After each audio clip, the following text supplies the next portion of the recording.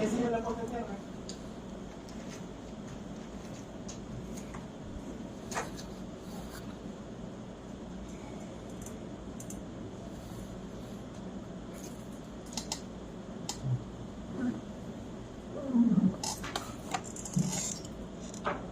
¿Para qué sirve la plata?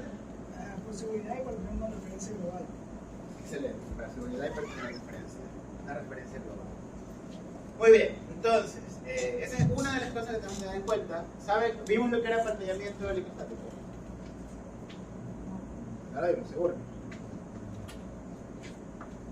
O sea, yo por lo general lo explico de esta forma. O sea, nosotros tenemos un campo electromagnético externo. Sí lo vimos. Entonces, básicamente la idea era que aquí adentro del cuerpo metálico, pues el campo eléctrico debería ser cero. ¿Vale? Queda completamente apantallada la cinta. Muy bien, entonces vamos a hablar de lo que es el ruido. Ruido, nosotros en este instante estamos estudiando como ingenieros instrumentistas, dependiente de la carrera macro en la que están operando. Como ingenieros instrumentistas, ¿cuál es la tarea? Ustedes diseñan el sistema para qué cosa? Para medir señales y controlar señales. Por lo cual vamos a tener que llevar y traer de distintos lugares señales eléctricas que representan pues, algún tipo de medida física. Como tal, nosotros queremos que esas señales lleguen tal como pues, lo que representan, ¿verdad? Si la señal es una sinusoidal, queremos recibir una sinusoidal. Sin embargo, en muchas ocasiones no recibimos esa sinusoidal, sino que recibimos una señal como esta. Básicamente lo que tenemos es la señal original más una pequeña señal que tiene una característica semialeatoria, que puede ser considerado un proceso estocástico, o sea que hay una parte aleatoria. Y este extra es básicamente lo que conocemos como el ruido, que en inglés es noise. Entonces, lo primero que nosotros tenemos que analizar es cuáles son las típicas fuentes debido a las cuales nosotros nos vamos a encontrar con ruido en nuestra instalación eléctrica. Esta diapositiva está en inglés. Si alguna cosa les queda en dudas, pues revisamos, ¿no? Me dice nomás para traducir. Básicamente las fuentes principales son grandes motores que están siendo encendidos. ¿Sí? ¿Por qué ustedes creen que grandes motores pueden ser una fuente de ruido? Pues es un voltaje inducido. Es correcto, un voltaje inducido. Principalmente la corriente sube bruscamente, hay un voltaje inducido. Pero no es la única razón, ya vamos a ver nosotros que existe algo que se conoce como interferencia de impedancias, que también pues, puede ser una fuente de ruido. Fluorescentes, lámparas fluorescentes, esto tiene la misma lógica de los motores que consumen una corriente grande. Sin embargo, muchos de las luminarias fluorescentes cada vez están desapareciendo a nivel industrial. Ya la mayoría de las instalaciones se están colocando luminarias LED, porque pues tienen mucha más eficiencia en términos de luz por vatio necesario. Lightning strikes nos referimos a descargas atmosféricas, o sea, rayos como tal. Sí, típicamente, cuando nosotros hablamos de descargas atmosféricas, existen dos approaches, dos maneras de resolver este problema, el cual depende de dónde ustedes estén viviendo. Digamos que nosotros tenemos una industria, y la industria obviamente tiene un sistema eléctrico, de que de algún lado le tiene que llegar, en algún momento tiene que llegar a 13,8 una cometida, tiene el aislamiento, tiene las líneas, y esas líneas van al sistema eléctrico de la casa. Acá tenemos pues nuestras nubes. Existen algo que se conocen como los niveles intraceráudicos, que se refiere a qué tan probable es que en un cierto lugar del planeta caiga un rayo. Entonces ustedes tienen dos posibilidades. La posibilidad número uno es, los niveles son bajos, la probabilidad de que caiga un rayo en esta zona del mundo es muy muy baja. Así que yo le dejo a la suerte y a la buena de Dios que nunca caiga un rayo en mi instalación. Porque es muy poca la probabilidad, así que me ahorro más dinero asumiendo que esto nunca va a pasar. Y cuando pase, digamos, si pasa una vez cada millón de instalaciones, en teoría, pues no vale la pena hacer una instalación de un sistema de protección contra estos rayos, solo porque esto podría pasar. Si pasa, se va de toda la instalación. Pero repito, necesitaríamos, la probabilidad es tan baja que no vamos a gastar dinero en algo que muy probablemente no vaya a ocurrir. Si el nivel intraceráudico es un poquito alto y la probabilidad se vuelve grande, entonces nosotros vamos a tener que en el sistema eléctrico de la planta instalar más rayos. De manera que de haber una descarga atmosférica, vaya al pararrayo y por el pararrayo vaya a la Tierra. Ustedes dirán, profesor, pero no es mejor siempre conectar un pararrayos. El problema está en que el pararrayos incrementa la posibilidad de que caiga un rayo en penetración. ¿Sí? Entonces es un poco un jueguito, porque ustedes dicen, si la probabilidad es muy baja, mejor no pongo pararrayos. Porque si yo pongo el pararrayos, yo estoy incrementando la probabilidad de que caiga un rayo. Si la probabilidad es muy grande y muy probablemente sí caiga un rayo, es mejor tener un sistema que de hecho lo vaya a proteger. ¿Sí? Es un poco la lógica detrás de esto. También se diseña con normativas, hay normativas en los países acerca de dónde hay que hacerlo. Ustedes pueden ir a la página de la NASA para revisar las energías hidráulicas y verificar cuál es la probabilidad de que caiga un rayo en una zona particular del mundo. ¿Sí? En Ecuador la probabilidad es intermedia, en Colombia la probabilidad es muy alta, en Holanda la probabilidad es muy alta, en Estados Unidos hay zonas altas y zonas bajas porque es muy grande.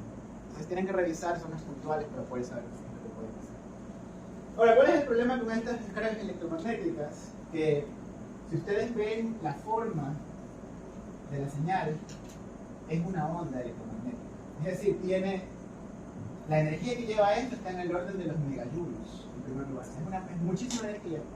Pero el problema es que también tiene una frecuencia muy alta, en megahercios, incluso en gigahercios. Entonces es una señal de una frecuencia muy alta. Las señales de alta frecuencia son precisamente las que más problemas nos pueden dar a nosotros generando ruido en nuestra instalación eléctrica. Cuando cae este rayo, todos nuestros cables van a tener ruido. Eso va a ser sumamente peligroso para nuestras señales como tal. Necesitamos un buen sistema de descargas atmosféricas. Para que el cable que está aquí es un cable grueso, no es un cable tan finito como nos parece para tomar en tierra. Esto está hecho para que llegue muy finito. Y queremos que se vaya lo más rápido posible. Porque es una onda electromagnética. No simplemente es un voltaje que sube y baja, es una onda electromagnética. Bueno, ya de ahí tenemos high voltage surging, se refiere a sobretensiones, pero sobretensiones en alto voltaje debido a fallas eléctricas. Así como la descarga electromagnética puede producir esto, si ustedes tienen una falla y una corriente grande que se va a la Tierra, también va a haber una subida significativa de las corrientes, hay voltajes inducidos y demás. Pero esta es mucho más grande. Lightning strike es 2 millones de veces más grande. Bueno, ya, y equipo de soldadura. El equipo de soldadura, el eléctrico, o sea, soldadura eléctrica, consume muchísima corriente. De hecho, se basa en que la corriente sea tan grande que literalmente derrita el metal para crear una unidad. Bueno, entonces, desde un punto de vista general, ¿qué necesitamos que exista para que el ruido nos esté afectando? Necesitamos 3 cosas. El primero es una fuente de ruido. Obviamente, ¿no? La fuente que produce el ruido. El segundo es un mecanismo de acoplamiento. O sea, tiene que haber una manera a través de la cual la fuente de ruido hace que la señal llegue a nuestro sistema. Y finalmente, pues tiene que haber un circuito en el cual pueda el ruido ser un problema. Porque, por ejemplo, si estamos en una alimentación eléctrica como la nuestra de aquí, ¿no? En el aula, y la señal de AC no es la señal verde, sino es la señal roja, a la lámpara, ¿qué tanto le afecta? No importa. Entonces, la señal está deformada, no pasa nada. Entonces, tiene que haber un sistema sensible en el que sí nos importe que la señal se deforme. Entonces, tenemos la fuente, ya vimos la fuente, sabemos que solo nos importa las señales sensibles, nos falta ver cuáles son los métodos de acoplamiento. Los métodos de acoplamiento incluyen 4. El primero es acoplamiento por impedancia, acoplamiento electrostático. Este se lo pueden imaginar como un capacitor. Capacitancias parásitas. Acoplamiento magnético, en cambio se lo pueden imaginar como inductancias parásitas. Y acoplamiento y radiofrecuencia. Estas son las señales de alta frecuencia. Absolutamente todas las señales de alta frecuencia son un dolor de cabeza. ¿Por qué las señales de alta frecuencia son un dolor de cabeza? Porque, número 1, una señal de alta frecuencia quiere decir que tenemos una señal que está cambiando en el tiempo muchísimo. Lo que quiere decir que produce voltajes inducidos. Y número 2, cuando la frecuencia es muy grande, las capacitancias empiezan a existir. ¿A qué me refiero con que las capacitancias empiezan a existir? Digamos, ¿qué es un capacitor? Ok, ¿qué es una capacitancia? Es la propiedad de un capacitor almacenar energía eléctrica. Ok, no es una mala definición. La pregunta correcta entonces sería ¿qué cuenta como capacitor? Como capacitancia. Una placa de metal en medio de su Sí, es justo lo que quería que me diga. Digamos que nosotros tenemos un transformador trifásico. ¿Ustedes han visto un transformador trifásico en la realidad, en física? fuera de los puntos. Sí, correcto, sí, ustedes han visto que más o menos son así. Son como una caja metálica que aquí tiene unas cositas así que son los radiadores y acá arriba tiene los conectores, ¿verdad? Suelen haber 3 más grandes y 3 más chiquitos. Si es uno de subestación, si es uno de poste, ese es mucho más chiquito, solo tiene un tanquecito. Entonces esto que está aquí son los bushings y pues aquí llegan los mismos. Entonces ese es un transformador trifásico y el transformador trifásico pues está todo bonito ahí. Si ustedes están en una subestación, no quieren que nadie ande de curioso y se meta por acá, ¿verdad?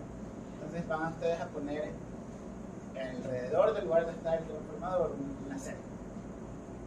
Todo chévere. Y ustedes tienen aquí señales de cierta frecuencia.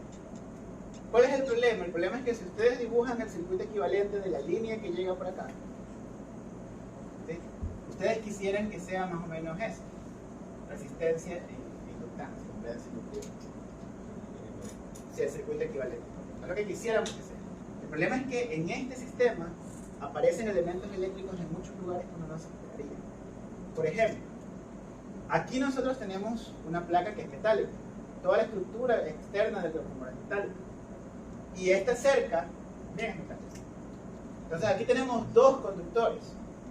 Y entre la cerca y el transformador está el aire. Y el aire es un dieléctrico, un aislante. Entonces, ¿qué quiere decir eso? Aquí tenemos qué cosa.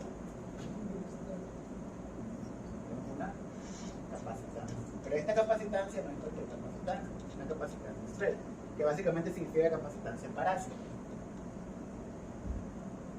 Parásita porque apareció de la nada, no la queríamos ahí y nos está haciendo la vida difícil.